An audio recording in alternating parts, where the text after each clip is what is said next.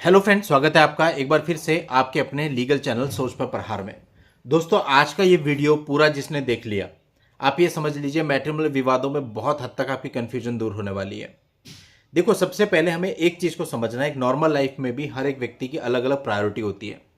एक व्यक्ति ये कहता है कि हमें कभी संतुष्ट नहीं होना चाहिए, अगर हम संतुष्ट हो जाएंगे तो हमारी प्रोग्रेस रुक जाएगी, क्योंकि उसकी प्रायोरिटी है और ज्यादा और ज्यादा और ज्यादा। कुछ लोग कहते हैं कि भाई संतुष्ट रहना चाहिए, अगर आप संतुष्ट नहीं है तो कोई फायदा ही नहीं है, तो फिर वो संतुष्ट रह जाता है। किसी की प्रायोरिटी होती है कि भाई हमें यहां से निकल करके यहां तक पहुंचना है, किसी की प्रायोरिटी होती है कि मुझे शांति से रहना है, भले ही कम मिल जाए।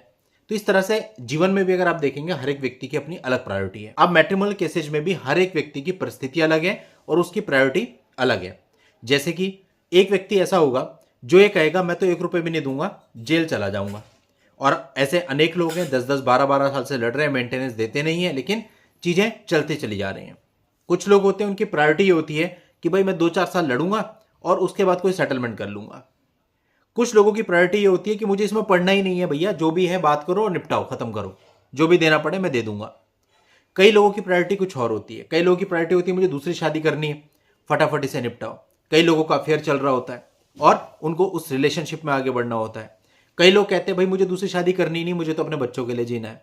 यानी हर एक व्यक्ति की अलग प्रायोरिटी है। जब हर एक व्यक्ति की अलग प्रायोरिटी है, अलग गोल है, तो एक व्यक्ति की स्ट्रेटेजी सब पे कैसे एप्लीकेबल हो सकती है, एक वीडियो सबके लिए कैसे हो सकता है।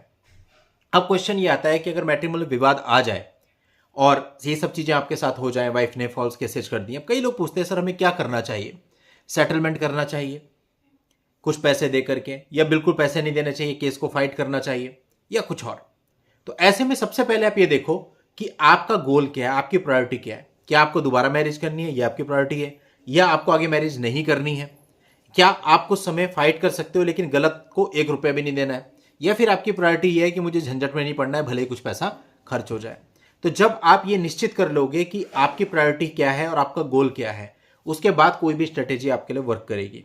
फॉर एग्जाम्पल, आप ये चाहते हो कि पैसा देने में मुझे कोई दिक्कत नहीं है लेकिन मैं इतना नहीं दूंगा, तो फिर उसके लिए स्ट्रेटेजी अलग होगी। आप ये कहते हो मुझे पैसा देना ही नहीं, चाहे मैं 20 साल लड़ूं चाहे पूरी जिंदगी लड़ूं, उसके लिए स्ट्रेटेजी अलग होगी। और अगर आप ये कहते हैं कि मुझे मुझे पैसा देना है लेकिन बस खत्म करना है, उसकी स्ट्रेटेजी अलग होगी। अब देखो, अलग अलग डिफरेंट डिफरेंट लीगल पहलुओं पर वीडियो बनाए गए हैं, आप लोगों ने देखे भी होंगे। लेकिन ये क्वेश्चन बहुत इंपॉर्टेंट हो जाता है और इस क्वेश्चन का सॉल्यूशन बहुत जरूरी है। तो केसेज में पढ़ने से पहले सबसे पहले आप खुद से ये पूछिए कि आप चाहते क्या हैं। आपको इससे बाहर निकलना है, आपको पता है कि आपकी पत्नी जॉब में नहीं है, तो कुछ ना कुछ अमाउंट कोर्ट लगा देगा मेंटेनेंस के रूप में, और फिर जब केस फाइनल होगा डाइवोर्स का तो एक एलिमनी के रूप में। वो अमाउंट कितना तक लग सकता है, आपकी खुद की कैपेसिटी कितनी है, क्या वाइफ अर्निंग है, और आपका गोल क्या है। इन सब के आधार पर आपको निर्णय लेना है कि आपको इस केस को चलाना है या नहीं चलाना है, और चलाना है तो कितना, किस हद तक चलाना है, और किस हद के बाद आपको सेटलमेंट कर लेना है।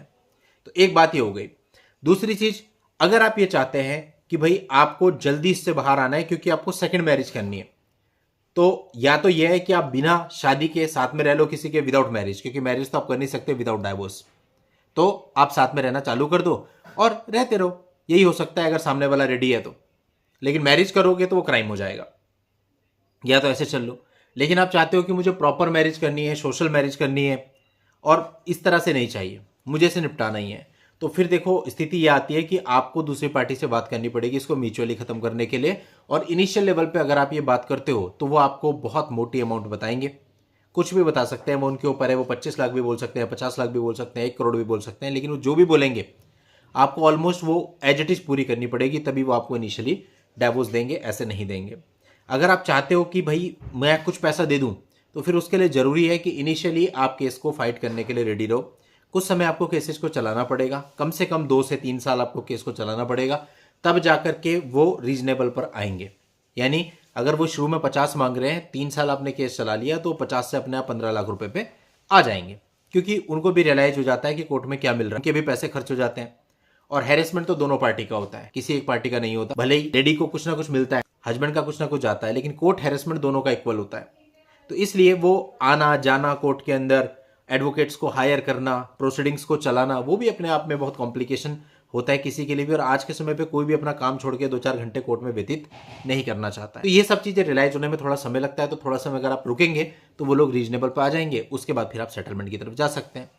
और अगर आप ये सोचते हैं कि मैं 1 रुपया भी नहीं दूंगा, मुझे देना ही नहीं है चाहे कुछ भी हो जाए, तो दोस्तों फिर बहुत ही शिद्दत के साथ आपको इसे लड़ना है। आप लड़ भी लें, इससे बाहर भी आ जाएं, पैसा भी ना देना पड़े। अब इस चीज़ के लिए कई सारे जजमेंट, कई सारे वीडियोज हैं जिनको आप देख सकते हो और इस तरह से काम कर सकते हो कि आपको लॉन्ग टर्म पे चलना है, आपको कोई दिक्कत नहीं है। कई लोग होते हैं जिनके कॉल आते हैं, कहते हैं सर 5 साल लगे, 10 साल लगे, मुझे कोई दिक्कत नहीं है, बस मुझे ढंग से इसको लड़ना है। तो फिर उस तरह से भी काम चल सकता है। तो दोस्तों उम्मीद करता हूँ आप ये सारी बातें अच्छे से समझ गए होंगे और इसके अनुसार आप रूपरेखा तैयार कर सकेंगे कि किस तरह से आपको केसेज को आगे लड़ना है और किस हद पे, किस स्तर पे जाके समझौता करना है। चलिए दोस्तों, आज के इस वीडियो में इतना ही। नेक्स्ट वीडियो में नई जानकारी के साथ मैं आपसे फिर मिलता हूँ। तब तक के लिए good bye and thank you for watching. Take care.